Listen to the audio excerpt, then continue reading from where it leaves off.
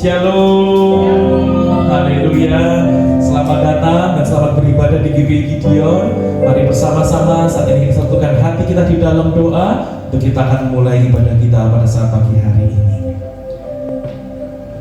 Sungguh kami mengucap syukur Tuhan untuk anugerah kasih setia-Mu, kebaikan-Mu yang berlimpah-limpah bagi kami Tuhan.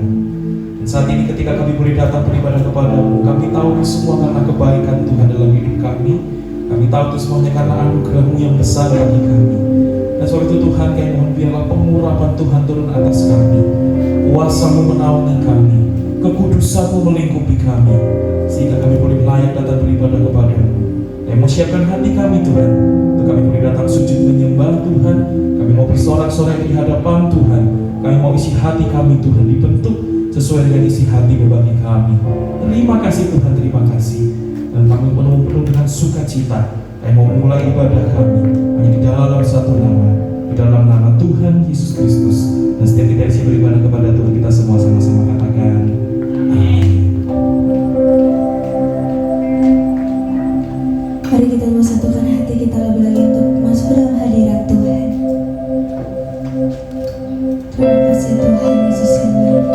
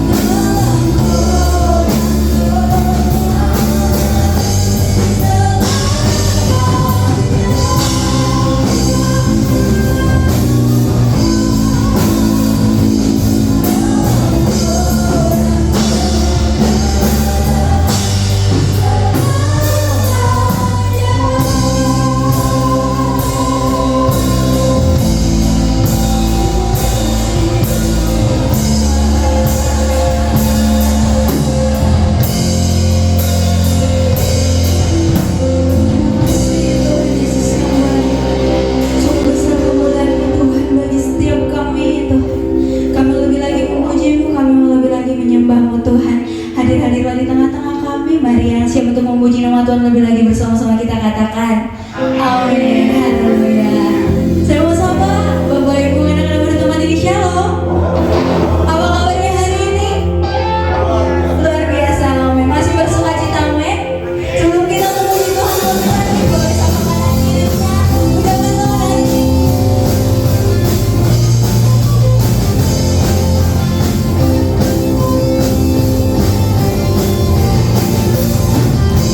Kasih sedang menyatakan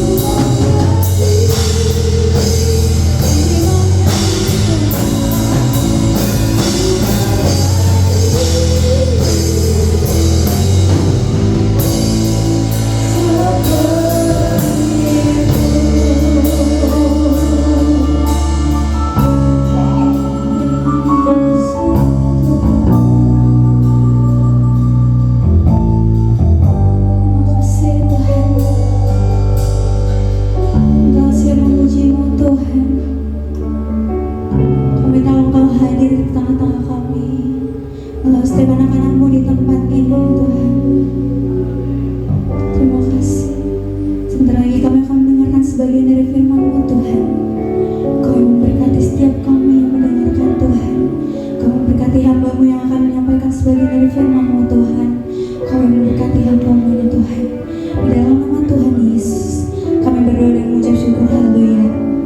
Amin.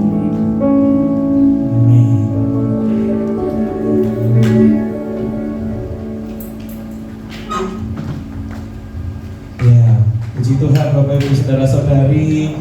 Kepada setiap kita saya ingin menyapa dari tempat ini. Kepada semua kita saya sampaikan Shalom. Shalom. Siapa percaya hadirat Tuhan, kuasa Tuhan nyata besar di tengah-tengah kita, boleh kita lambaikan tangan kita, boleh kita berikan tepuk tangan sorak-sorai yang meriah bagi Tuhan. Haleluya. Haleluya. Ya, Bapak Ibu Saudara-saudari, bagi semua kita saya ingin menyampaikan selamat datang, selamat menikmati hadirat Tuhan, selamat menikmati lawatan Tuhan. Wow, ya. Saya merasa sudah lama ya tidak menyampaikan firman di tempat ini. 2 minggu yang lalu dan minggu lalu kita sudah berturut-turut ya membicara tamu begitu ya. Semoga saudara-saudara kangen dengan saya. Ya, nah Bapak Ibu Saudara-saudari, kita bersyukur kepada Tuhan karena hari ini kita memasuki bulan Maret, minggu pertama, dan di bulan ini kita akan secara khusus banyak membicarakan mengenai revival dan penyucian diri, begitu ya, revival dan penyucian diri. Dan sekaligus kita juga mengucap syukur bahwa di bulan Maret ini, kalau kita ingat di tahun 2024, begitu ya, 2 tahun yang lalu persis di tanggal 3 Maret kita mulai ibadah perdana GBI Gideon. Dan nanti tanggal 15 Maret 2 minggu lagi kita akan sama-sama merayakan 2 tahun anniversary dari GBI Gideon. Boleh kasih tepuk tangan yang meriah sekali lagi buat Tuhan Allah kita. Wow, ya. Semua hanya karena anugerah Tuhan, semua hanya karena penyertaan Tuhan, semua hanya karena kemurahan kebaikan Tuhan. Yang setuju katakan amin. Amin, ya. Nah, mari Bapak Ibu Saudara-saudari, minta tolong media ya. Kita akan sama-sama hari ini secara khusus membahas firman Tuhan Bapak Ibu Saudara-saudari mengenai kita perlu menghancurkan penghambat revival. Katakan sama-sama 1, 2, 3. Hancurkan penghambat revival. Boleh dengan lebih keras 1, 2, 3. Hancurkan penghambat revival. Hancurkan penghambat revival. Dan firman Tuhan hari ini akan banyak membahas dari Yesaya 59 ayat yang pertama sampai dengan ayat yang kedua, Bapak Ibu Saudara-saudari ya. Nah, berbicara mengenai tema ini, mengenai hancurkan penghambat revival ini, Bapak Ibu Saudara-saudari, saya teringat begitu ya, suatu ketika saya tuh pergi yang namanya ada camp, ada retreat begitu ya. Itu pergi ke satu tempat yang cukup tinggi di daerah pegunungan, Bapak Ibu Saudara-saudari. Ya, itu ceritanya waktu survei, begitu ya. Waktu survei pergi ke pegunungan cukup tinggi tempatnya. Sampai sana apa yang terjadi? Dilihat, ya di sana nggak ada sinyal, gitu ya. Waduh, no sinyal. Apa yang terjadi? Ngomel-ngomel gitu ya. Wah, memang providernya nggak bener ini. Gimana ini kok nggak ada sinyal, nggak nyampe di sini, gitu kan? Terus tanya sama yang pemilik tempat untuk kita camp, tempat untuk kita retreat itu, Pak, ini bagaimana? Oh iya, nggak bisa pakai provider ini, harus pakai provider tertentu, gitu ya. Udah nyala-nyalakan providernya, ya sudah kalau gitu ganti saja providernya, ya. Pas itu kan waktu survei ya, Bapak Ibu Saudara-saudari semua ya. Begitu terus mau berangkat campnya sendiri, retreatnya sendiri. Waktu itu mau berangkat, waktu retreat itu sengaja sebelum naik ke daerah pegunungan berhenti dulu ya di toko terdekat. Waktu itu masih ada banyak toko-toko di pinggir-pinggir jalan yang jual provider macam-macam ya. Akhirnya ganti kartunya, ganti provider lain. Wah, begitu ya, ganti provider lain supaya bisa. Wah, yang ini mantap gitu ya. Sampai di tempat camp, di tempat retreat semua aman, berjalan lancar. Wah. Nah, Bapak Ibu Saudara-saudari, apa yang ingin saya sharingkan? Ternyata kita itu sering sekali seperti ini, bukan? Kalau sinyalnya jelek, Oh, kita salahkan providernya. Providernya nggak benar. Nanti kalau ekonomi kita, keluarga kita sulit, ya yang istri-istri salahkan suami. Oh, suami sih nggak kerja dengan baik, begitu ya. Boleh nyalahkan suami nggak benar nih kerjanya nih, gitu ya. Nanti gereja nggak bertumbuh, gitu ya. Wah, jemaatnya cuma sedikit. Wah, gerejanya nggak berkembang. Siapa yang salah? Pendetanya yang salah, gitu ya. Oh, pendetanya keliru, bener ya. Pendetanya keliru itu, gitu ya. Nanti doa nggak dijawab karena sudah terbiasa menyalahkan pihak lain.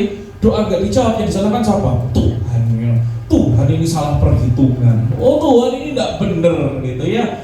Bapak Ibu saudara-saudari, ternyata budaya kita itu secara tidak kita sadari mengajarkan satu hal. Apa itu? Kalau ada yang masalah, kalau ada salah, salahnya itu pasti di luar. Salahnya itu pasti di luar kita. Pokoknya kalau ada yang nggak benar, ada yang keliru, ada masalah, problem, salahnya itu pasti bukan karena kita, tapi karena di luar kita, gitu ya. Nah, Bapak Ibu saudara-saudari, lalu akhirnya lanjut ini ya. Mengapa lalu hidup kita tuh nggak mengalami pertolongan Tuhan? Sudah doa, sudah Tuhan, aduh, gimana ya Tuhan, ini kepepet Tuhan, butuh kuasa Tuhan, butuh mujizat Tuhan, butuh pertolongan Tuhan, nggak ditolong-tolong. Nah, karena terbiasa ya menyalahkan pihak luar, akhirnya kemungkinan pertama, Tuhan yang kurang berkuasa. Tuhan kurang berkuasa, ya. Kemungkinan yang kedua, oh, Tuhan yang kurang peduli, wah, gitu ya. Kemungkinan kedua, Tuhan yang kurang peduli. Lalu kemungkinan ketiga apa? Oh, Tuhan yang menyembunyikan diri. Jadi pokoknya salahnya Tuhan, gitu ya. Karena terbiasa nyalahkan orang lain terus, begitu ya, nyalahkan pihak lain terus, gitu ya, Bapak Ibu saudara-saudari ya. Tetapi pertanyaannya sekarang, Bapak Ibu saudara-saudari, ketika doa kita belum dijawab, ketika kita belum mengalami pertolongan Tuhan, ketika revival kebangunan rohani yang kita nantikan, kok belum terjadi dalam diri kita secara pribadi. Pertanyaannya adalah masalahnya bagaimana kalau ternyata itu masalahnya bukan dari luar kita, tetapi bagaimana kalau ternyata penghambatnya justru itu adalah masalah hati kita sendiri. Ya. Bagaimana kalau ternyata itu masalah penghambatnya adalah dari diri kita sendiri. Nah, mari Bapak Ibu saudara-saudari kita melihat dari dalam Yesaya ya. Apa sih yang sebenarnya mau Tuhan ajarkan kepada kita? Bagaimana kita menghancurkan penghambat revival supaya hidup kita benar-benar mengalami revival, mengalami kebangunan rohani, mengalami terobosan. Nah, Bapak Ibu saudara-saudari, kita perlu tahu kenapa Yesaya yang kita mau bahas ini kan Yesaya 59 ya. Nah, kita perlu mengerti terlebih dahulu bahwa di dalam Yesaya 56 sampai Yesaya 66 gitu ya. Yesaya 56 sampai Yesaya 66 itu berbicara kepada umat Israel menjelang akhir dari masa pembuangan. Jadi karena mereka itu bersalah, berdosa di hadapan Tuhan, lalu Tuhan izinkan adanya bagaimana mereka dihancurkan, umat Israel dihancurkan dan mereka harus dibuang ke Babel. Nah, ini masa-masa akhir mereka ada di pembuangan Babel. Tuhan sebentar lagi akan memulihkan dan Tuhan sebentar lagi akan mengembalikan mereka kembali ke tanah perjanjian mereka itu. Nah, artinya apa? Saat itu mereka sudah mengalami hukuman Tuhan. Saat itu mereka sudah mengalami kehancuran nasional secara bangsa Israel. Saat itu mereka sudah merindukan pemulihan kembali. Hukuman Tuhan sudah dijalani. Kehancuran nasional sudah terjadi. Mereka merindukan adanya pemulihan kembali. Tapi apa yang mereka bingungkan? Masalahnya mereka bingungkan adalah, Tuhan, kenapa ya kok juga belum bertindak? Tuhan, kenapa ya kok gak terjadi kebangunan ataupun terobosan? Kapan ini Tuhan? Mungkin itu terjadi dalam hidup kita juga ya. Kita bertanya, Tuhan, sudah lama loh Tuhan aku bergumul dalam hal ini Tuhan. Oke lah Tuhan, kalau aku ada dosa, aku ada salah dan itu adalah hukuman, aku sudah sekian lama menjalani hukuman Tuhan itu. Oh Tuhan, tapi kenapa ya kok gak ada terobosan, gak ada juga kebangunan? Kita bisa menyelaminya sekarang ya. Nah, apa jawaban Tuhan Bapak Ibu saudara-saudara? Jawaban Tuhan adalah Yesaya 59 ayat yang pertama. Sesungguhnya Sesungguhnya. Nah, kata sesungguhnya itu berarti maksudnya apa? Perhatikan baik-baik, karena ini akan meluruskan kesalahpahaman kita. Ya, ini akan meluruskan kesalahpahaman kita. Perhatikan baik-baik sesungguhnya apa yang sebetulnya terjadi. Kata Tuhan apa? Ini ya, tangan Tuhan tidak kurang panjang untuk menyelamatkan. Tidak kurang panjang, tidak kurang panjang untuk menyelamatkan. Artinya apa? Bukan Tuhan itu panjang tangan seperti pencuri, enggak ya. Tapi ini berbicara mengenai metafora kuasa Tuhan. Artinya masalahnya itu bukan pada kuasa Tuhan. Setuju katakan amin? Kuasa Tuhan besar untuk menolong kita, yang setuju katakan amin? Kuasa Tuhan besar untuk menyelamatkan kita, yang setuju katakan amin? Gak ada yang amin ini. Aduh, amin gak Bapak Ibu Saudara-saudari? Amin ya? Setuju ya? Benar ya? Kita perlu paham ini dulu. Masalahnya bukan pada kuasa Tuhan. Kalau kita lalu berdoa, menantikan pertolongan Tuhan dan belum terjadi, waduh terus ya bergumul. Masalahnya bukan pada kuasa Tuhan, Bapak Ibu Saudara. Kalau kita lihat, dan pendengarannya tidak kurang tajam untuk mendengar, tidak kurang tajam untuk mendengar. Ya, nah kalau berbicara tangan Tuhan adalah kuasa Tuhan, telinga Tuhan ya tidak kurang tajam, pendengarannya tidak kurang tajam, telinga itu kesediaan untuk merespons. Jadi sesungguhnya Allah itu mampu, Allah itu berkuasa, dan Allah itu mau mendengar. Allah itu mampu dan Allah itu mau mendengar. Percayalah Bapak Ibu Saudara-saudari, Tuhan itu ingin meluruskan kepada setiap kita. Hei, sadarlah, masalahnya kalau kita tidak mengalami terobosan, tidak mengalami pertolongan Tuhan, mujizat Tuhan, revival dalam hidup kita, kebangunan dalam hidup kita, Tuhan bilang masalahnya itu bukan pada kuasa Tuhan, karena kuasa Tuhan itu begitu besar. Dan masalahnya juga bukan pada kemauan Tuhan untuk mendengar kita. Dia mampu dan dia mau, begitu ya. Dia mampu dan dia mau. Lalu masalahnya pada apa? Nah, Bapak Ibu Saudara-saudari, ini ya, tetapi begitu ya di ayat yang kedua, tetapi artinya ini loh masalah utamanya. Masalahnya apa? Yang merupakan pemisah antara kamu dan Allahmu ialah segala kejahatanmu. Ya, pemisahnya ini ya, merupakan pemisah itu adalah segala kejahatanmu. Pemisah artinya dosa itu menciptakan jarak antara Allah dan manusia. Ini masalah utama. Dosa menciptakan jarak antara Allah dan manusia. Sebab itu perhatikan Bapak Ibu Saudara-saudari, jika revival tidak terjadi dalam hidup kita, hati-hati. Jangan-jangan itu pertanda ada keterpisahan kita dari Allah. Kita mungkin berpikir selama ini, oh ya, kalau kita berdoa memohon pertolongan Tuhan dan belum terjadi, itu hanya karena tunggu waktu Tuhan pasti yang terbaik. Oh ya, saya setuju dengan itu. Tetapi masalahnya tidak selalu tentang itu. Bisa juga di sisi yang lain seperti ini. Tuhan sudah mau menolong, waktu Tuhan sebetulnya sudah mau terjadi, tapi dihalangi karena ada jarak, pertanda keterpisahan kita dengan Tuhan. Dan itu berkaitan dengan dosa, kejahatan kita. Tuhannya sih sudah mau menolong. Dalam kasus yang seperti ini ya, Tuhannya sudah mau menolong, tetapi masalahnya ada penghalang yang ternyata itu soal keterpisahan kita dari Tuhan. Penyebabnya dosa kita. Jadi kita lihat, ketika kita bergumul, berdoa, memohon pertolongan Tuhan, apa memang itu masalah menanti waktu Tuhan? Oh iya, kita percaya waktu Tuhan yang terbaik. Tapi apakah juga itu karena kita sedang menyimpan dosa? Kita masih terus menyimpan dosa yang membuat Tuhan sudah mau bekerja, tetapi ada keterpisahan. Adalah keterpisahan antara kita dengan Tuhan karena dosa kita.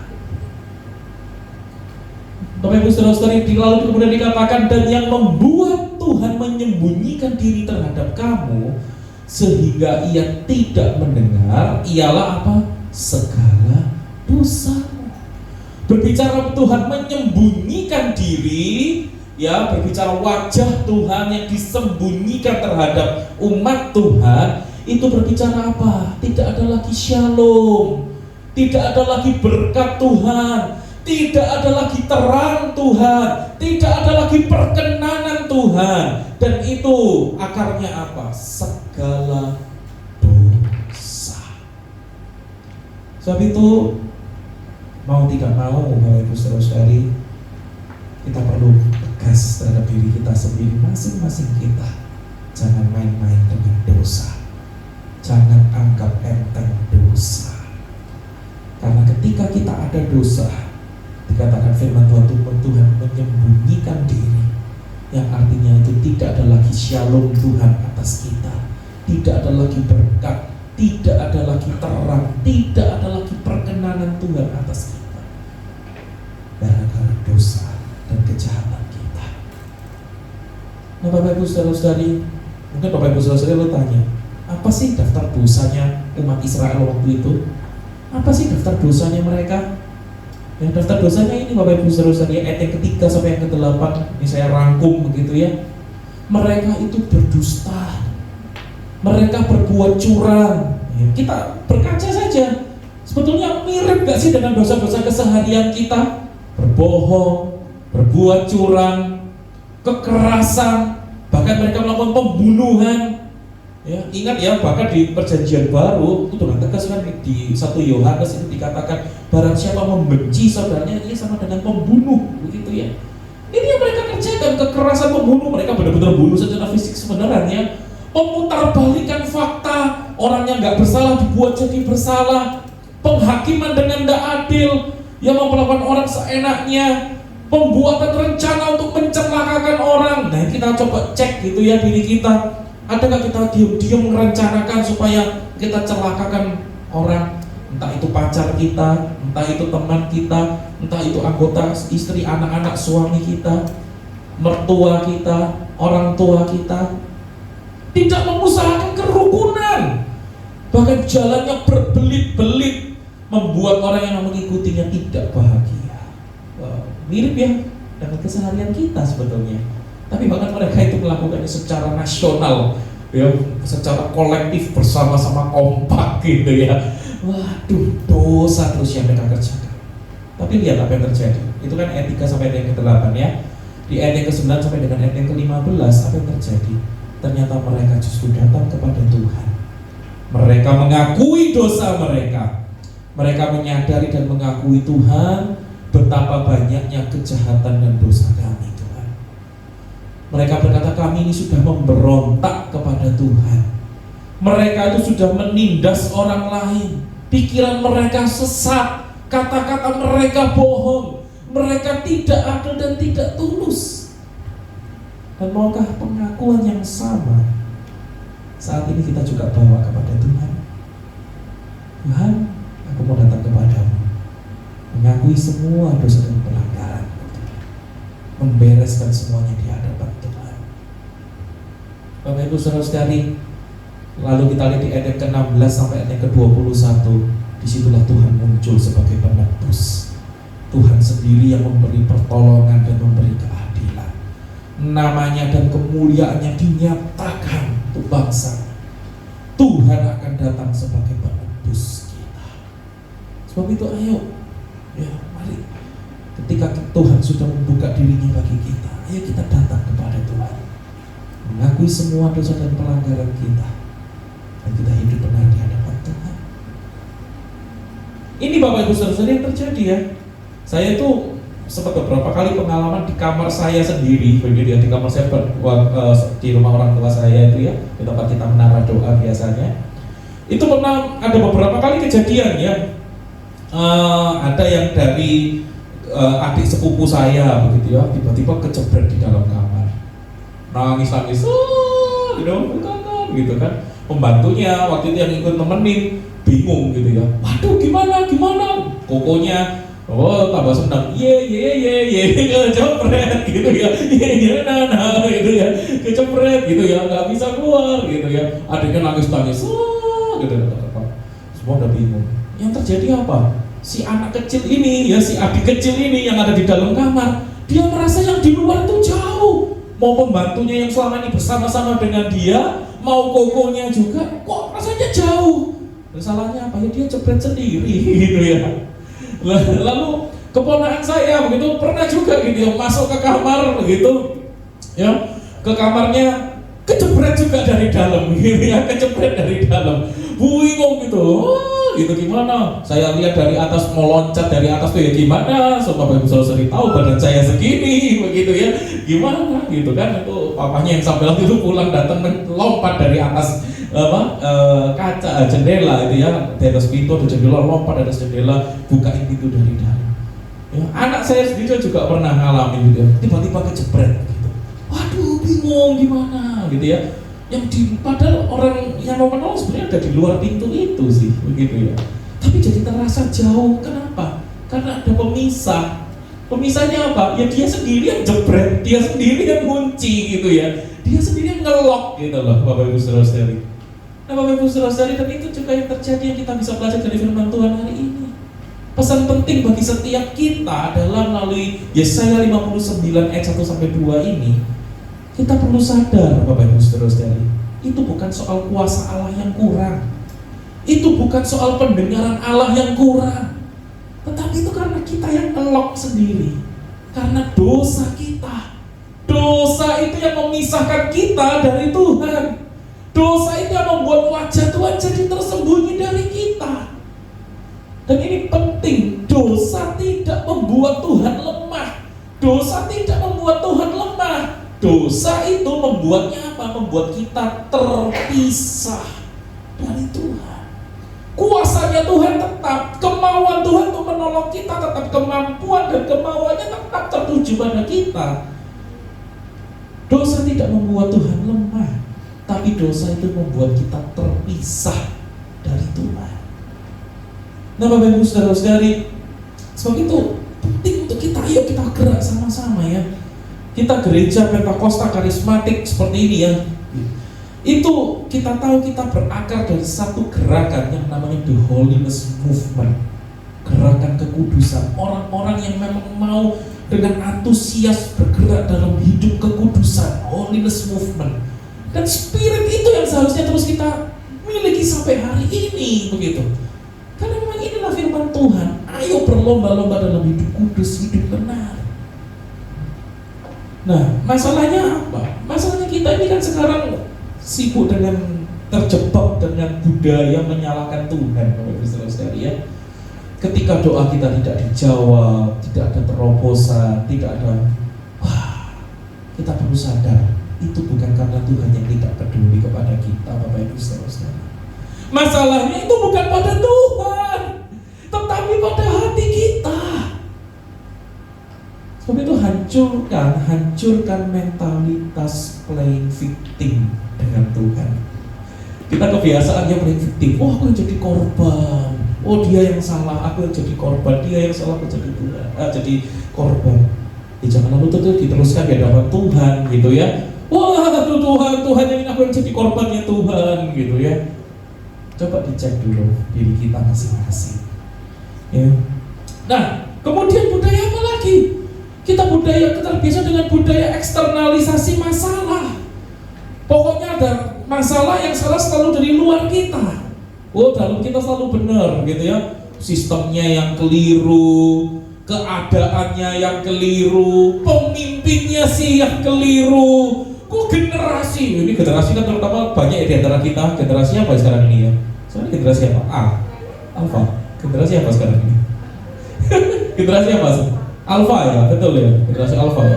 Biasanya yang tua-tua nyalakan yang muda-muda. Oh, generasi Alpha sih kurang banyak makan asam dan garam gitu ya. Generasi Alpha nyalakan, oh generasi baby boomers sih, wah saling menyalahkan ya. Bapak Ibu Saudara ingat ya, yang memisahkan kita dan Allah kita itu kejahatan kita sendiri. Ini tanggung jawab pribadi kita. Ini masalah hati kita. Jangan terus terbiasa menyalahkan orang lain. Lalu kita terjebak pada budaya apa lagi? Biasanya kita terjebak pada budaya toleransi dosa. Wah, ini ya, kompromi dianggap normal, ya. Kekudusan fanatik. Jadi Kristen ngerokok terus saja, yuk normal ya. Wah, kudus nggak ngerokok, fanatik gitu. Ya, gitu ya. Datang ibadah, wah telat aja, normal. Datang ibadah sebelum waktunya, fanatik gitu. Gitu ya. Nanti hidup kudus kok ini macam-macam ya. Ini dalam berbagai macam segi ya. Waduh, pokoknya kalau kita bisa kompromi, wah itu normal gitu ya. Kalau kekudusan, fanatik. Nah, ya. Lalu Bapak Ibu Saudara, kita perlu ingat dalam firman Tuhan ini, Allah itu kudus adanya. Allah itu kudus adanya. Relasi dengan Allah itu tidak bisa berdampingan dengan dosa yang terus kita pelihara. Ya. Lalu budaya apa lagi? Budaya spiritualitas tanpa pertobatan. Oh, ini yang cukup sering ya. Kalau ibadah pelayanan, kita tetap ibadah maunya kepingin ibadah yang powerful. Wah, biasanya ya, saya punya teman main keyboard tuh sama main lagu kan, lagu sesuatu dia nyanyi gitu. Oh, terus dia bilang gini, powerful sekali lagu ini. Wow, gitu ya, nyanyi so powerful sekali.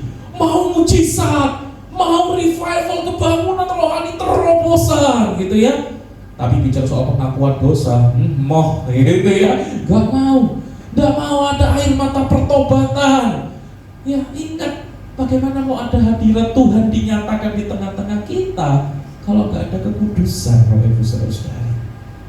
Ingin menikmati semua itu, yang kekudusan ini perlu kita kejar bersama. Bahkan ini bukan hanya secara pribadi, lepas pribadi, tetapi secara kolektif kita sama-sama bergandengan tangan. Seperti umat Tuhan, umat Israel bergandengan tangan sama-sama, yuk berlomba-lomba dalam kekudusan Tuhan. Bapak Ibu Saudara, lalu budaya apa? Budaya Tuhan mengerti.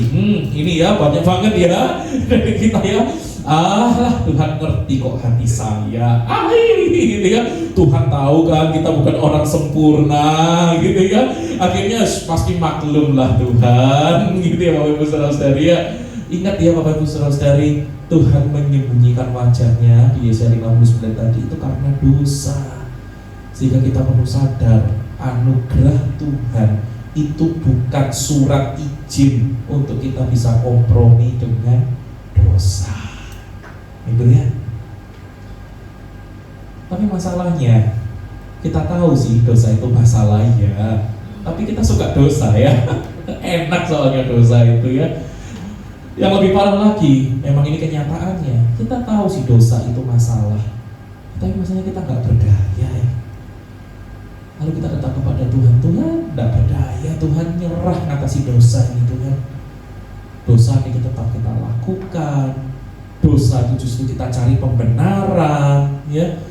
Dosa itu bahkan kita pelihara, bahkan dosa itu kita sembunyikan, gitu ya, ditutupin, gitu kan, ya kan.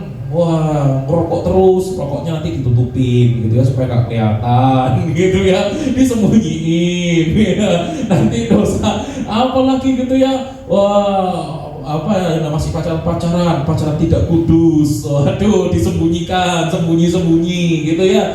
Nanti yang sudah menikah begitu ya, ketidaksetiaan dengan pasangan sembunyi, nanti macam-macam lagi ya, macam-macam dosa-dosa itu disembunyikan, dipelihara, dicari pembenaran untuk tetap dilakukan.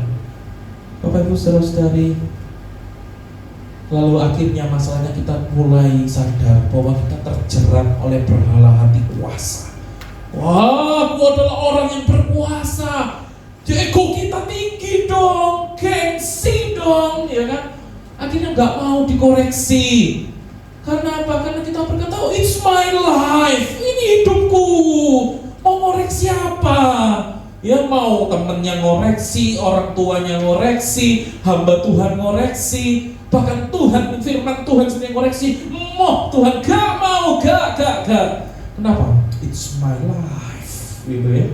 Kekuasaanku, ngapain ngutik dosaku? Ya kan? Tinggi hati. Masalahnya lagi apa? Terjerat berhala hati, kontrol.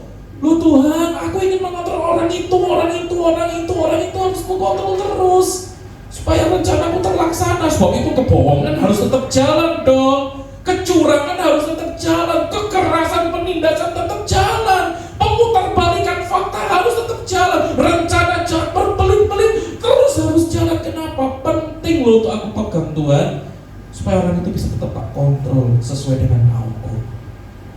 Ya, entah teman gereja, entah keluarga kita di rumah, entah pasangan kita, anak-anak kita, entah teman kita di kantor kita, di sekolahan kita, di kampus kita.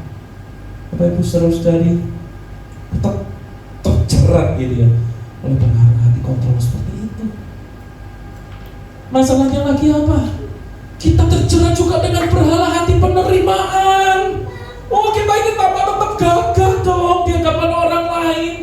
Yang pria, yang wanita, oh kita ingin tetap menawan di luar. Sehingga gengsi dengan reputasi kita, kepingin dong tetap diterima gitu ya.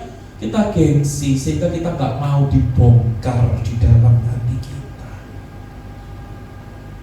Dan akhirnya kita terjerat dalam berhala hati kenyamanan. Tuhan, aku sudah punya kuasa, aku bisa kontrol orang lain, aku sudah diterima oleh orang lain dengan keberadaanku yang berdosa seperti ini Tuhan. Sehingga kita takut kehilangan posisi kita takut kehilangan relasi kita takut nanti kok tidak ada keuntungan lagi loh Tuhan, kalau aku gak hidup dalam dosa, gak tak teruskan dosaku ini, aku gak bisa hidup dengan keuntungan lagi loh. Sehingga kompromi bukan lagi kita cari pembenarannya, kita malah menganggap itu sebagai sebuah kebutuhan. Aku butuh Tuhan kompromi. Wow. Maka itu saudara-saudari, akhirnya apa yang terjadi? Pertolongan Tuhan tidak kunjung kita alami. Ya, doa kita tidak kunjung dijawab Tuhan. Dan masalahnya kali ini tuh bukan masalah menunggu waktu Tuhan, itu persoalan yang lain. Tapi masalahnya kali ini itu hanya karena apa? Karena kita sedang terpisah dari Tuhan. Bukan karena Tuhan yang mau menjauh dari kita, tetapi karena dosa kita yang membuat ada jarak antara kita dengan Tuhan. Ya. Tapi ini kabar baik buat setiap kita, Bapak Ibu Saudara-saudari. Tangan Yesus itu telah terpaku di salib. Ia sudah menanggung kutuk keterpisahan dengan Bapa itu. Di tengah segala ketidakmampuan kita perlu paham bahwa tangan Yesus itu telah terpaku di salib. Tangan Tuhan yang tidak kurang panjang untuk menolong kita, itu telah terpaku di kayu salib. Dia yang menanggung kutuk keterpisahan kita dengan Bapa itu. Di salib itulah kita tahu Yesus berkata, Eloi, Eloi lama sabachthani, Allahku, Allahku, mengapa kau meninggalkan aku? Ia ditinggalkan supaya apa? Supaya kita diterima. Dia menanggung hukuman dosa supaya apa? Supaya relasi kita dengan Bapa dipulihkan kembali. Revival, Bapak Ibu Saudara-saudari, bukan dimulai dari teriakan kita. Kita teriak-teriak Tuhan, Tuhan tolong enggak. Tetapi dalam salib Kristus, revival itu dimulai. Yesaya itu artinya apa? Tuhan adalah juru selamat kita. Tuhan adalah juru selamat. Sehingga sadar kita perlu tahu Tuhan ada tampil sebagai penebus umat Israel. Dan itu digenapi di dalam Tuhan kita Yesus Kristus melalui salibnya. Dia datang tampil sebagai penebus kita. Kalau dosa itu menghambat, darah Yesus itulah yang justru menghancurkan segala hambatan itu. Dosa itu menghambat relasi kita dengan Bapa. Darah Yesus justru membuka pintu itu supaya kita menikmati relasi yang dipulihkan dengan Bapa. Sebab itu mari kita datang kepada Tuhan Yesus, karena Dia sudah membuka pintu itu. Nah, Bapak Ibu Saudara-saudari, bayangkan kalau kita melihat satu bangunan gedung ya bertingkat perkantoran seperti ini, ya itu biasanya kan banyak kaca-kaca seperti ini ya, kacanya tebal-tebal begitu ya, kacanya tebal-tebal begitu. Lalu kita mau masuk ke dalam gedung itu nggak bisa kita pikir, kita pilih mau panjat gedung itu gitu ya. kita panjat gedung itu, kita mau masuk. Apa yang terjadi? Karena kacanya tebal Bapak Ibu Saudara, kita mau ketok-ketok gitu, tetap gak bisa masuk, ya kan? Kita mau teriak-teriak, woi gitu ya, orang dari dalam gedung juga gak bisa denger ngomong apa sih yang di luar gitu ya, ngomong apa sih yang di luar. Bapak Ibu Saudara-saudari, tetapi dengan kekuatan kita mau naik, gak bisa, kita ketuk gak bisa, kita teriak-teriak gak bisa. Tapi bayangkan tiba-tiba dari dalam kaca ada yang pecahkan kaca itu ya, supaya mau menolong kita supaya kita gak jatuh ke bawah, pecah sama dia kacanya, lalu dia tolong kita supaya kita bisa masuk gitu ya. Itulah gambaran Tuhan Yesus. Dia memecahkan segala tembok pemisah itu. Keterpisahan kita dari Bapa itu, kita mau berusaha manja, kita berusaha ketuk, kita gak bisa. Tapi Tuhan Yesus dengan salibnya memecahkan pemisah itu, sehingga kita bisa masuk dan kita boleh mengalami bagaimana relasi kita dipulihkan dengan Bapa, bagaimana kita bisa tidak lagi mengalami keterpisahan itu, bagaimana Allah tidak lagi menyembunyikan wajahnya atas kita lagi. Dengan lensa Injil ini Bapak Ibu Saudara-saudari, kita perlu paham bahwa kita tidak berusaha memperbaiki relasi kita dengan Bapa itu dengan usaha moral ataupun tekad baru kita. Kenapa? Karena pada dasarnya kita manusia terus berdosa. Percuma kita mau memperbaiki dengan usaha moral kita, dengan tekad baru kita, jatuh lagi. Ya.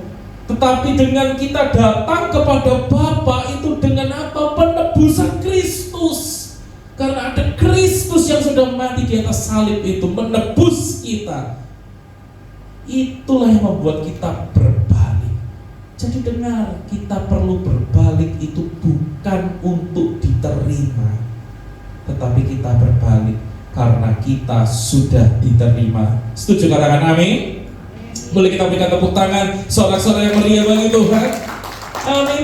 Kita berbalik bukan untuk diterima, tetapi kita berbalik karena kita sudah diterima.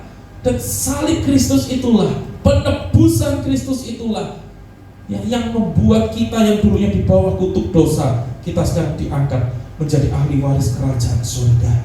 Kita yang dulunya di bawah kutuk dosa, kita diangkat jadi anak-anak Bapa. Kita yang dulunya di bawah kutuk dosa, kita yang mengalami pengampunan itu dan boleh memanggil Tuhan itu sebagai Bapa kita. Kita diangkat jadi anak-anaknya. Kita sudah diterima. Sebab itu di dalam salib Kristus, di dalam penebusan Kristus, kita berbalik bukan untuk diterima, tetapi kita berbalik karena sesungguhnya kita sudah diterima. Dan itu akan kita peringati sebentar melalui perjamuan kudus. Bapak Ibu Saudara-saudari, jika dosa memisahkan, Kristus justru sudah menjembatani kita. Jika wajah Bapa tersembunyi, penebusan Kristus itu justru membuka jalan sehingga Allah itu bisa menampakkan wajahnya kepada kita. Artinya ada shalom Tuhan atas kita, ada berkat Tuhan atas kita, ada perkenanan Tuhan atas kita. Mengapa? Karena salib Kristus. So itu pertanyaannya bagi semua kita sekarang. Maukah kita kembali ke dalam pelukan kasih-Nya? Maukah kita kembali ke dalam pelukan kasih-Nya? Mari bersama-sama kita tundukkan kepala, kita berdoa.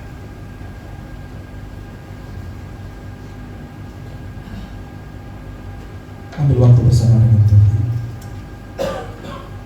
Renungkan apa yang firman Tuhan, apa yang bisa kita bawa pulang saat ini. Komitmen apa yang mau kita buat di hadapan Tuhan. Bapa, saat ini kami datang di hadapan-Mu.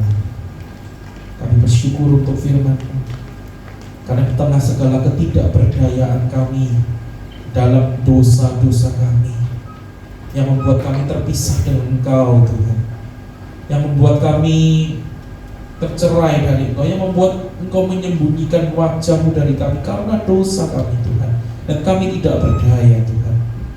Tetapi ternyata solusinya kami tidak harus dengan usaha moral kami, dengan tekad diri kami sendiri, tetapi justru Engkau, Yesus Kristus Tuhan, yang mau menebus kami, menyelamatkan kami.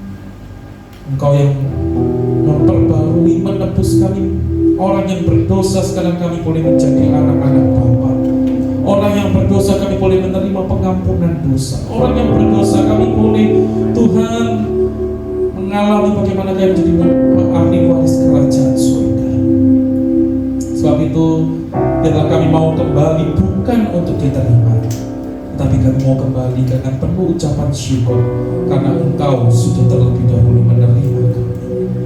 Saat ini ketika kami akan bersekutu dengan tubuh dan darah-Mu Tuhan, dengan perjamuan kudus, Kau layakkan kami, Kau sucikan kami. Terima kasih Tuhan, dalam nama Yesus Kristus kami berdoa. Amin.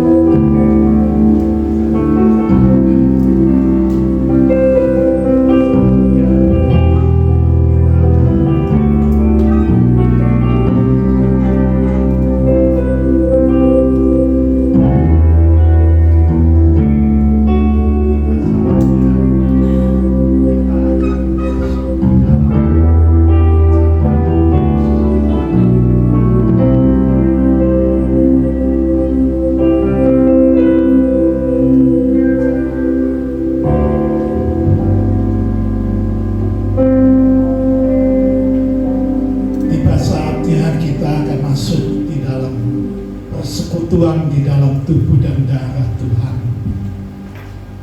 Saya ingin bertanya, siapa yang belum mendapatkan cawan dan perjamuan kudus? Kalau ada, tolong share.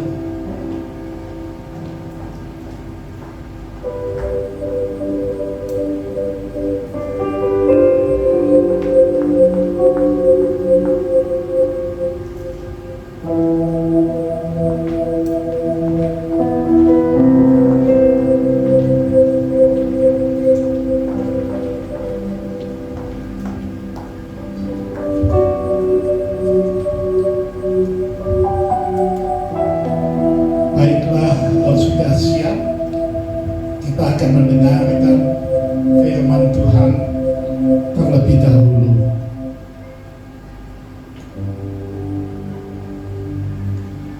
Sebab setiap kali kamu makan roti ini dan minum cawan ini, kamu memberitakan kematian Tuhan sampai Ia datang. Saya undang jemaat untuk berdiri. Kita angkat roti dengan tangan kanan kita junjung tinggi-tinggi.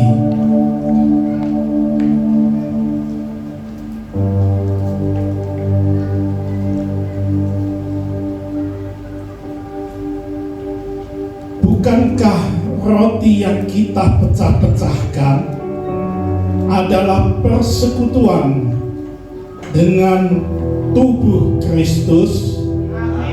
Amin. Mari kita makan dalam nama Tuhan Yesus.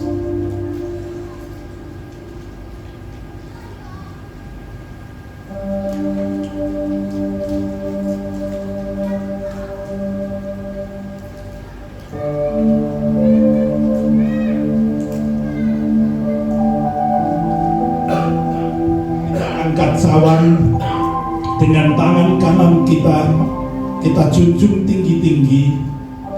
Kita dengarkan firman Tuhan.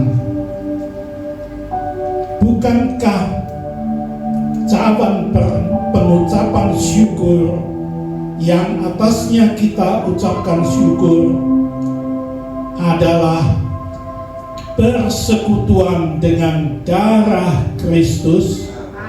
Amin. Demi nama Yesus.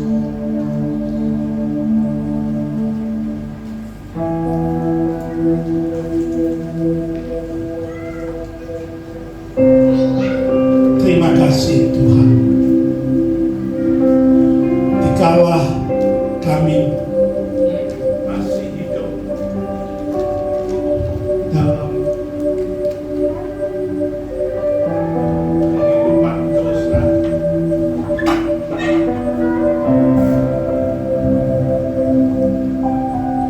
hidup dalam kehidupan dosa,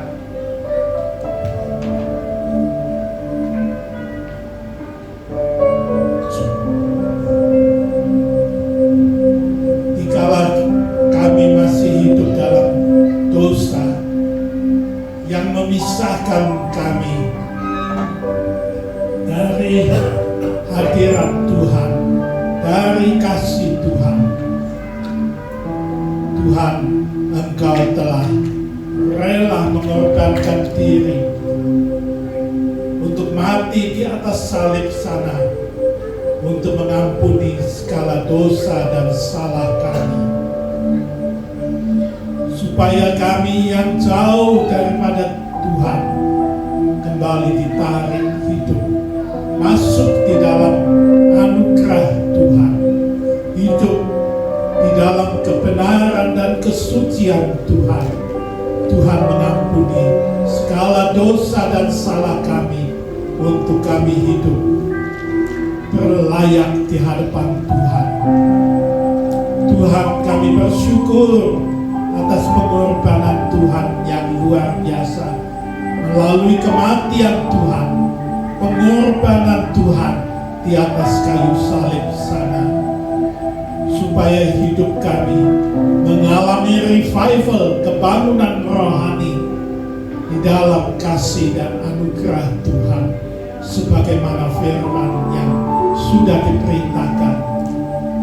Di dalam kehidupan kebangunan rohani inilah Tuhan, Engkau mempersiapkan kami untuk menyambut kedatangan Tuhan yang kedua kali dengan berlayak di hadapan Tuhan, supaya kami pada waktu itu tidak ketinggalan, tetapi dapat anugerah Tuhan untuk kami dibimbing masuk ke dalam kerajaan surga, berjumpa muka dengan Tuhan yang sudah mati di salib, berkorban untuk kami semuanya ini. Terima kasih Bapa yang di surga, terima kasih. Kiranya firman Tuhan dan persekutuan di dalam perjamuan kudus ini sungguh membawa kebangunan rohani yang nyata di dalam hidup kami masing-masing, sampai Maranatha, Tuhan datang kedua kali. Terpujilah nama Tuhan. Di dalam nama Tuhan Yesus, Anak Allah yang hidup, kami naikkan doa dan syukur kami ini. Amin. Silakan duduk kembali. Selanjutnya kita akan memberikan persembahan yang terbaik untuk Tuhan. Sebelum itu mari kita satukan hati kita berdoa. Terima kasih Tuhan Yesus yang baik buat segala berkat-Mu Tuhan. Sebenarnya kami akan memberikan yang terbaik bagi nama Tuhan. Kami memberkati tangan-tangan yang memberikan Tuhan. Kami mengembalikannya berlipat-lipat kali ganda Tuhan Yesus. Terima kasih Tuhan Yesus yang baik. Di dalam nama Tuhan Yesus kami berdoa dan mengucap syukur, haleluya. Amin. Mari kita siapkan yang terbaik untuk nama Tuhan.